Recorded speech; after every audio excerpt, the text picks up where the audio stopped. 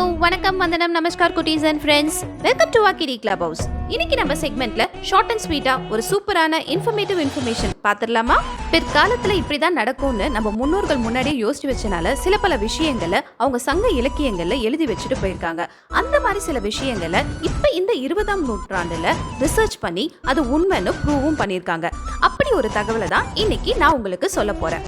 சங்க இலக்கியங்களான அகநானூறு, புறநானூறு நூல்கள்ல ஒன்றான ஆசாரக்கோவைங்கிற ஒரு நூல்ல நம்ம வாழ்வியலுக்கான உணவு பழக்க வழக்கங்கள், எப்படி உணவு உண்ணணும், என்ன மாதிரி உணவு உண்ணணுங்கிறத நம்ம அந்த இலக்கியத்துல எழுதி வச்சிருக்காங்க.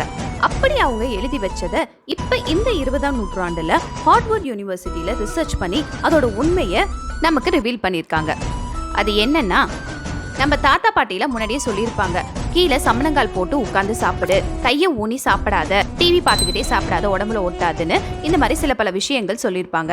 அதெல்லாம் நம்ம புரிஞ்சுக்காம இப்ப இருக்க மாடர்ன் வேர்ல்டுக்கு ஏற்ற மாதிரி பஃபே சிஸ்டம்லயும் நின்றுக்கிட்டு சாப்பிட்றதும் டைனிங் டேபிள்ல உட்காந்துக்கிட்டு சாப்பிட்றதும் தான் நம்ம ஃபாலோ பண்ணிட்டு இருக்கோம். பட் அதனால வர நம்ம தீங்கு என்னங்கிறத தெரிஞ்சுக்கிட்டோம்னா நிச்சயமா நம்ம முன்னோர்கள் சொன்ன ஒவ்வொரு வார்த்தையிலையும் எவ்வளவு உண்மை இருக்குங்கிறத புரிஞ்சுக்கிட்டு அதுக்கு தகுந்த மாதிரி நடக்க ஆரம்பிப்போம். தரையில உட்கார்ந்து சமணங்கால் போட்டு சாப்பிடும்போது நம்ம வயிற்று பகுதியில பிளட் சர்க்குலேஷன் நல்லபடியா இருக்கும். நம்ம கீழே குமிஞ்சு நிமிர்ந்து சாப்பிடும்போது அந்த வயிற்று பகுதியில் உள்ள தசைகள் எல்லாம் சுருங்கி விருங்கி நம்ம எவ்வளவு சாப்பிடணும், நம்ம பசிக்கு தகுந்த மாதிரி சாப்பிடுறோமா அப்படிங்கறத கரெக்டா அது ஜீர்ணிச்சு போதுங்கிற அளவுக்கு தான் நம்மள சாப்பிட வைக்கும். அப்படி சமணங்கால் போட்டு உட்கார்ற அந்த பொசிஷன் யோகால நம்ம பத்மாசனத்துல பாதின்னு சொல்வோம், சுகாசனான்னு சொல்வோம். இதே நம்ம பஃபே சிஸ்டம்ல நின்றுட்டு சாப்பிடுறதும் டைனிங் டேபிள்ல உட்கார்ந்துட்டு சாப்பிடும் போதும் கிராவிடேஷனல் ஃபோர்ஸ்னால அந்த பிளட் சர்க்குலேஷன் டைரக்டா நம்ம காலுக்கு போயிடும். அது நம்ம டைஜஸ்டிவ் சிஸ்டத்தை ரொம்ப பாதிக்கும். இதனால டைஜஷன்ல ப்ராப்ளம் ஏற்படும். கையை கீழே ஊனி சாப்பிடும் போதும் கிராவிட்டி ஃபோர்ஸ்னால பிளட் சர்க்குலேஷன் கைக்கு போயிட்டு டைஜஷன்ல ப்ராப்ளம் ஏற்படும்.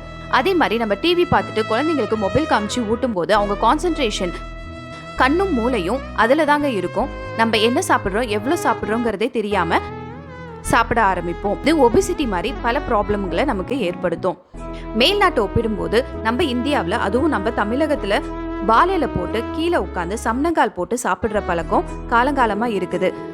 நம்ம தான் கல்ச்சர்ல மாடர்னா இருக்கோங்கிறதுனால அந்த மரபை மறந்து இந்த மாதிரி பஃபே சிஸ்டத்துக்கும் டைனிங் டேபிளுக்கும் அடிக்ட் ஆகிட்டு இருக்கோம். இப்பயாவது இதோட அறிவியல் விஷயங்களை உணர்ந்து இனிமேலாவது வர ஃபியூச்சர் ஜென்ரேஷன், அதாவது நம்ம கிட்ஸுக்கு வாழையில இல்லாட்டினாலோ தட்டுல சாப்பாடு போட்டு தரையில உட்காந்து சமணங்கால் போட்டு சாப்பிடுற பழக்கத்தை கற்றுக் கொடுப்போங்க. முடிஞ்ச அளவுக்கு மொபைல், டிவியை அவாய்ட் பண்ணி குடும்பமா எல்லாரும் உட்கார்ந்து சேர்ந்து சந்தோஷமா சாப்பிடுங்க. நிச்சயம் இந்த இன்ஃபர்மேஷன் உங்களுக்கு யூஸ்ஃபுல்லா இருக்கும் நம்புறேன். நம்ம சேனலுக்கு புதுசா இருந்தீங்கன்னா மறக்காம நம்ம சேனலை சப்ஸ்கிரைப் பண்ணிடுங்க. மேலும் பல தகவல்களுக்கு மறக்காம பெல் பட்டனை பிரஸ் பண்ணிடுங்க. தேங்க்யூ.